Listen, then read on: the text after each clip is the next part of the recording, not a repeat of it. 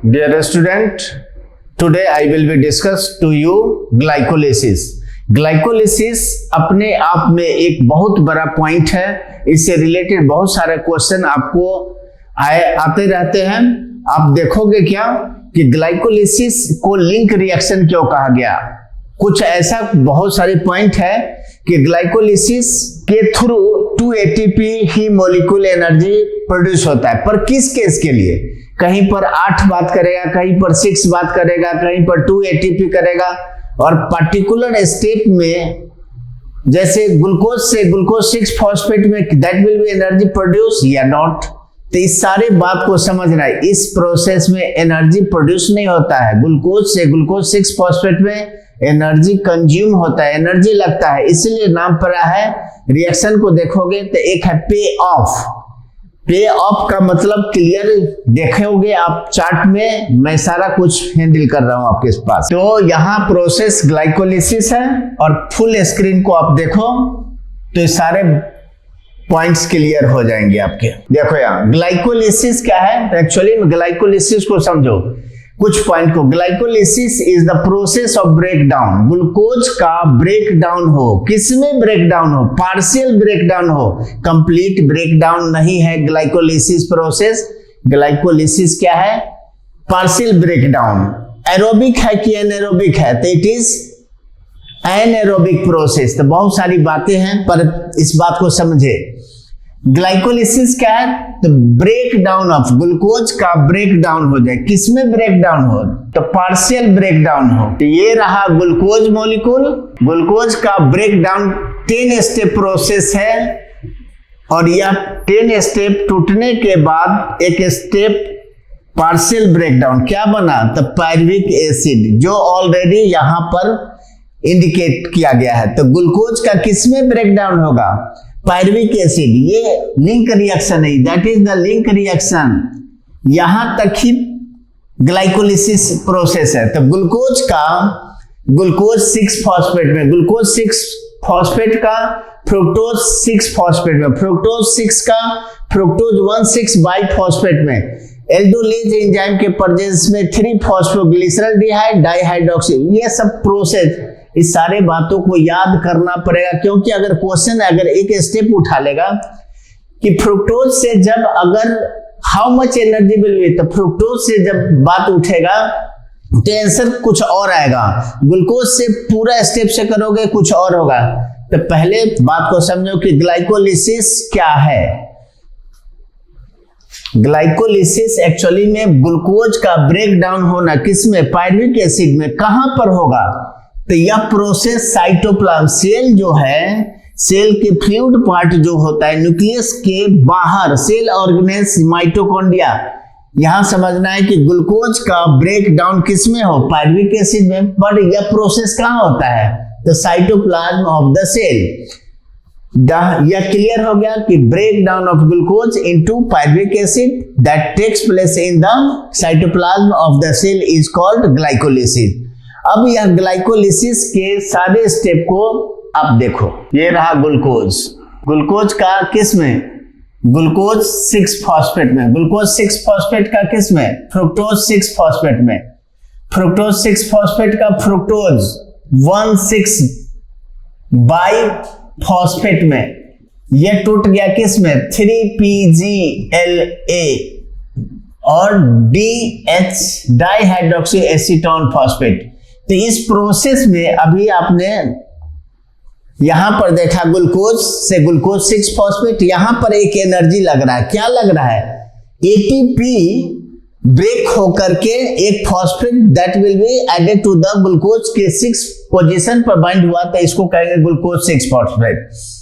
Glucose 6 phosphate से यह change हो रहा है किस प्रेजेंस में? ध्यान से, यहां पर जो एंजाइम है हेक्सोकाइनेज, ये बहुत इंपॉर्टेंट है, इसको याद करके रखना है। ये एंजाइम है हेक्सोज, ये एंजाइम को याद रखना है, ठीक है। ग्लूकोज 6 फॉस्फेट, यहां पर कोई ATP नहीं बन रहा है, न तो एनर्जी प्रोड्यूस हो रहा है, न तो यूज हो रहा है, न तो प्रोड्यूस हो रहा है। पर यह एक एंजाइम है फॉस्फोआइसोमेरेज, फॉस्फोग्लूकोआइसोमेरेज। आइसोमेरेज का मतलब यहां पर एक मॉलिक्यूल का दूसरे आइसोमर में चेंज होना। तो ग्लूकोज किस में चेंज होगा? फ्रुक्टोज में। फ्रुक्टोज से फ्रुक्टोज 1,6-बाइफॉस्फेट जो बन रहा है, यहां पर एक एटीपी लग रहा है, तो इस प्रोसेस को क्या कहोगे? एंजाइम लगा फॉस्फोफ्रुक्टोकाइनेज। एक चीज याद रखना, जहां जहां एटीपी यूज हो या प्रोड्यूस हो वहां पर काइनेज टर्म। देखो यहां पर काइनेज, यहां पर है काइनेज यहां है, एटीपी कहां बना है? तो यहां पर काइनेज। तो एटीपी जहां बने वहां पर काइनेज टर्म को याद रखना होगा। तो फ्रुक्टोज 1,6-बाइफॉस्फेट, अब यह फ्रुक्टोज 1,6-बाइफॉस्फेट एल्डोलेज एंजाइम के प्रेजेंस में 3 कार्बन, अब तक ये सब था 6 कार्बन 6 कार्बन 6 कार्बन, यहां तक 6 कार्बन मॉलिक्यूल, यहां तक क्या है? तो 6 कार्बन मॉलिक्यूल। अब 6 कार्बन मॉलिक्यूल्स एल्डोलेज एंजाइम के प्रेजेंस में यह 3 कार्बन कंपाउंड में 2 मॉलिक्यूल क्या बना? एक बना क्या चीज? 3 ग्लिसरॉल्डिहाइड 3 फॉस्फेट, एक बनता है डाइहाइड्रोक्सी एसीटेन फॉस्फेट। यह क्या होगा? एक दूसरे में कन्वर्टिबल है, आइसोमर्स, फॉस्फोट्रायोज आइसोमेरेज एंजाइम के। पर हम एक ही मॉलिक्यूल, यहाँ 2 मॉलिक्यूल लिखा गया है, इसलिए आप एक मॉलिक्यूल को ध्यान रखो। ग्लिसरॉल्डिहाइड 3 फॉस्फेट 1,3-बाइफॉस्फोग्लिसरॉल्डिहाइड में चेंज हो गया या ग्लिसरेट। तो यहां पर क्या हो रहा है? एक NADPH2 प्रोड्यूस हो रहा है। कहां पर? यहां पर स्टेप है NADH2। यहां पर एक मॉलिक्यूल से, एक मॉलिक्यूल 2 से थे, यानी इस स्टेप में 2 मॉलिक्यूल एक बार में है, तो यह 2 NADPH2 प्रोड्यूस हुआ। ठीक, उसके बाद यह 1,3-बाइफॉस्फोग्लिसरेट चेंज हुआ 3-फॉस्फोग्लिसरेट। तो यहां पर क्या स्टेप हो रहा है? एक मॉलिक्यूल एटीपी बन रहा है, एक मॉलिक्यूल एटीपी बना, तो इसका मतलब 2 मॉलिक्यूल 1,3-बाइफॉस्फोग्लिसरेट 3-फॉस्फोग्लिसरेट में चेंज हुआ 2 मॉलिक्यूल, तो इसका मतलब 2 एटीपी प्रोड्यूस होगा, एटीपी, और 3-फॉस्फोग्लिसरेट से पोजीशन, फॉस्फेट का पोजीशन 3 है, वह 2 पर आया, तो 2-फॉस्फोग्लिसरेट। यहां पर कोई ऐसा न एटीपी बनेगा न तो NAD, कुछ नहीं बन रहा है, इसमें सिर्फ पोजीशन चेंज हो रहा है। तो यहां पर एंजाइम का नाम है म्यूटेज। अब क्या हुआ कि 2-फॉस्फोग्लिसरेट किसमें चेंज हो रहा है? फॉस्फोइनोल पाइरुवेट, इसमें डिहाइड्रेशन होगा, 1 molecule water that will be release, किसके प्रेजेंस में? इनोलेज एंजाइम के प्रेजेंस में। और फॉस्फोइनोल पाइरुवेट अब किसमें चेंज हुआ? पाइरुविक एसिड में, पाइरुवेट।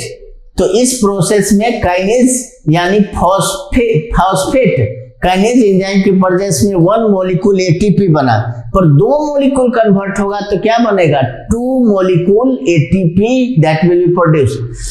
तो आप यहां पर देखना क्या है, बात को समझना क्या है। कहेगा 1 molecule of glucose in glycolysis produce या net gain, glycolysis net gain of ATP in eukaryote. Eukaryotes में कितना एटीपी मिलेगा? अगर एक मॉलिक्यूल ऑफ ग्लूकोज का ग्लाइकोलिसिस हो तो net gain of ATP in eukaryote will be, तो ऑप्शन है 2, बी ऑप्शन 4, सी ऑप्शन 6 और डी ऑप्शन 8। तब में एटीपी जोड़ दे, एटीपी और एटीपी। तो सही आंसर सब कोई का दिमाग जाएगा, पढ़ते होगे तो कैलकुलेट होगा 8 एटीपी, पर यहाँ 8 नहीं होगा, 6 होगा। यही चीज मैं आपको बताने वाला हूं, पहली बात समझिए। कितना? 2 एटीपी। आप इस डायग्राम को देखें, यहां पर एक एटीपी यूज हुआ, एक एटीपी, 2 एटीपी अभी यूज हुआ, तो मैं उस 2 एटीपी के लिए यहां लिख रहा हूं -2 एटीपी अभी यूज हुआ। और इस प्रोसेस में एटीपी डायरेक्ट कितना बन रहा है? यहां पर 1,3-बाइफॉस्फोग्लिसरेट से 3 फॉस्फोग्लिसरेट बना तो 1 एटीपी, पर ये 2 मॉलिक्यूल हुआ तो 2 और 2, तो इस तरह से हम यहां पर क्या लिख सकते हैं, +4 एटीपी। ये तो डायरेक्ट एटीपी बना। सबस्ट्रेट लेवल फॉस्फोराइलेशन, एक सबस्ट्रेट से दूसरे में चेंज हो तो अगर एटीपी बनता हो तो इस प्रोसेस एटीपी प्रोडक्शन को हम सबस्ट्रेट लेवल फॉस्फोराइलेशन कहते हैं। किंतु 1,3 फॉस्फोग्लिसरेट, ग्लिसरॉल्डिहाइड 3 फॉस्फेट से 1,3 बाइफॉस्फोग्लिसरेट बना था तो एक मॉलिक्यूल NADH2 बना। तो 2 क्या बना, प्लस हम लिख दिए 2 NADH2, ये तो बना। किंतु ये क्या आपको डायरेक्ट एटीपी देता है? तो नहीं, इसको ज्वाइन करना होगा ETS को, इलेक्ट्रॉन ट्रांसपोर्ट सिस्टम। तो अगर यूकैरियोट का ETS को ज्वाइन करेगा तो माइटोकॉन्ड्रिया में इंटर करेगा। माइटोकॉन्ड्रिया में इंटर करने के लिए एक एटीपी लॉस। तो हम तो जानते हैं कि NADH2 ETS को ज्वाइन करेगा तो 3 एटीपी प्रोड्यूस होगा, 3 एटीपी। तो यहां पर हम लोग पढ़ लेते हैं, हम लोग 6 एटीपी। पर जो अगर यह जाएगा ज्वाइन करेगा, किसको ज्वाइन करेगा, ETS को, तो एक मॉलिक्यूल NADH2 के लिए 1 एटीपी कम होगा। तो इससे 2 से हमको मिलेगा कितना, 4 एटीपी ही मिलेगा, 6 नहीं मिलेगा। और यहां पर 4 देखोगे तो 4 में से 2 पे ऑफ, गेन कितना है, तो 4 ही एटीपी हमें गेन हुआ है। तो इस तरह से यहां से अगर हम बात करते हैं 2 ATP direct substrate level phosphorylation से हमें गेन हुआ। और इससे हमको कितना मिला, 4 एटीपी ही मिला, न कि 6 मिला।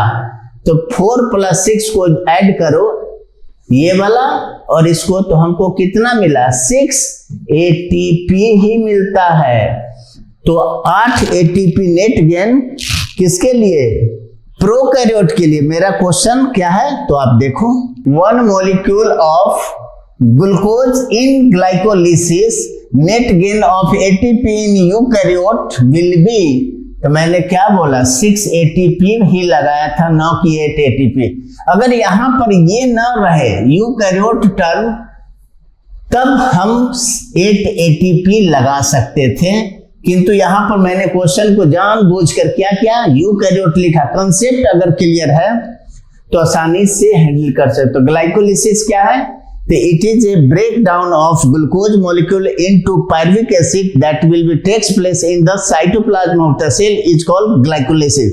Glycolysis का अदर नेम है क्या चीज, EMP pathway, E for Embden, M for Meyerhof, P for Parnas. Embden scientist का नाम है, मेयरहॉफ परनाज साइंटिस्ट का नाम है, परनाज साइंटिस्ट। इम्बडेन, मेयरहॉफ और परनाज, ये 3 साइंटिस्ट मिल करके एक साथ क्या किया, इस ग्लाइकोलिसिस प्रोसेस को बताया। कौन सा था, वही ग्लूकोज से ग्लूकोज 6 फॉस्फेट, तो वो लास्ट क्या है, पायरुविक एसिड बनता है। तो इसलिए ग्लाइकोलिसिस के एक और भी नाम है EMP पाथवे।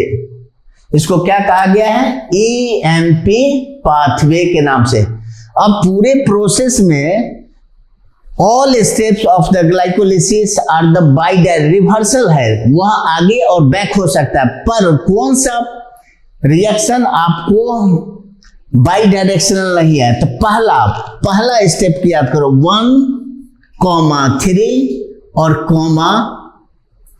10। ये अगर आपको याद रखना हो तो कैसे, तो ग्लूकोज से ग्लूकोज 6 फॉस्फेट किस एंजाइम के प्रेजेंस में, तो हेक्सोकाइनेज एंजाइम, यह बाइडायरेक्शनल नहीं है। तो आप देखो कैसे, ये स्टेप कैसा है, ग्लूकोज से ग्लूकोज 6 फॉस्फेट ये यूनिडायरेक्शनल होगा, पर ये क्या है, ये बाइडायरेक्शनल। इसमें डायग्राम को थोड़ा समझने के लिए, इसमें ये कैसा स्टेप होगा, ये इधर भी जाएगा, पर ये वाला स्टेप और लास्ट स्टेप क्या है, बाई डायरेक्शनल नहीं है। यहां पर जो दिखाया गया है एरो साइन, ये ध्यान रखना है कि all step of the glycolysis यानी major step are the reversal bidirectional, but step 1, 3 एंड 7 सॉरी लास्ट यानी 1, 3 और 10 that is not reversal bidirectional नहीं है। तो इस तरह से ये था ग्लाइकोलिसिस। अब ग्लाइकोलिसिस का एंड प्रोडक्ट बना पायरुविक एसिड। अगर पायरुविक एसिड को ऑक्सीजन मिला तो यह क्रेब्स साइकिल को ज्वाइन करेगा। क्या करेगा? Krebs cycle. और अगर ऑक्सीजन नहीं मिला तो क्या करेगा? फर्मेंटेशन करेगा। क्या बनाएगा? इथाइल अल्कोहल या फिर इथाइल अल्कोहल बना दे या लैक्टिक एसिड बना दे।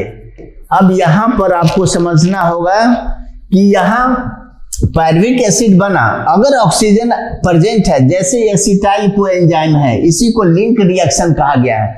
एसिटाइल कोएंजाइम बनेगा और तब क्रेब्स साइकिल को ज्वाइन कर लेगा। क्या करेगा? एसिटाइल कोएंजाइम बने और क्रेब्स साइकिल को ज्वाइन करेगा। किंतु पायरुविक एसिड को अगर ऑक्सीजन नहीं मिला, इसलिए ध्यान रखना। और दूसरा बात कि ग्लाइकोलिसिस प्रोसेस क्या है? इट इज एरोबिक या anaerobic? It is anaerobic process because in this process no CO2 will be produced. CO2 नहीं बनता है।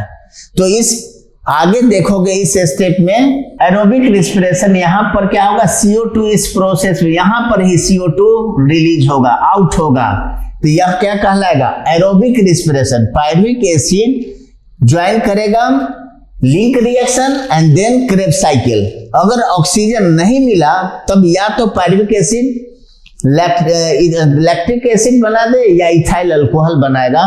तो इस प्रोसेस में जो NADPH2 जो बना था, एक मॉलिक्यूल के लिए एक NADH2 यूज हो जाएगा। अगर ये एक मॉलिक्यूल पायरुविक एसिड को लैक्टिक एसिड या इथाइल अल्कोहल में एक NADH2 यूज हो जाए तो 2 के लिए क्या होगा? 2 खर्च हो गया। तो इस तरह से जो 6 जोड़ रहे थे हम पहले 6, 3 2 6, उसको भी हटा दो। तो नेट गेन ध्यान रखना, net gain of ATP in aerobic respiration from one molecule of glucose will be 2 ATP। हमें 2 ATP ही मिलेगा। एनएरोबिक रिस्पिरेशन जब होगा ग्लाइकोलिसिस या complete breakdown of the glucose in the anaerobic respiration, तो हमें कैसे? तो ग्लूकोज मॉलिक्यूल किसमें बना? पायरुविक एसिड किसमें? या लैक्टिक एसिड बना दे या इथाइल अल्कोहल। तो हमें नेट गेन यहां पर क्या कहा? +2 ATP ही कहलाएगा। 2 ATP मिलेगा। कहां? अगर पायरुविक एसिड का यहां तक अगर बात करें तो हमको मिलेगा प्रोकैरियोट के लिए, ध्यान रखना, प्रोकैरियोट के लिए 8 ATP। याद क्या करना है? इसमें कैलकुलेशन है।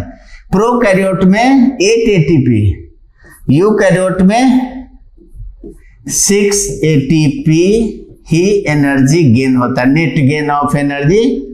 किंतु पूरा प्रोसेस है वो एनएरोबिक के लिए, तो यहां पर क्या होगा? 2 ATP ही प्रोड्यूस होगा।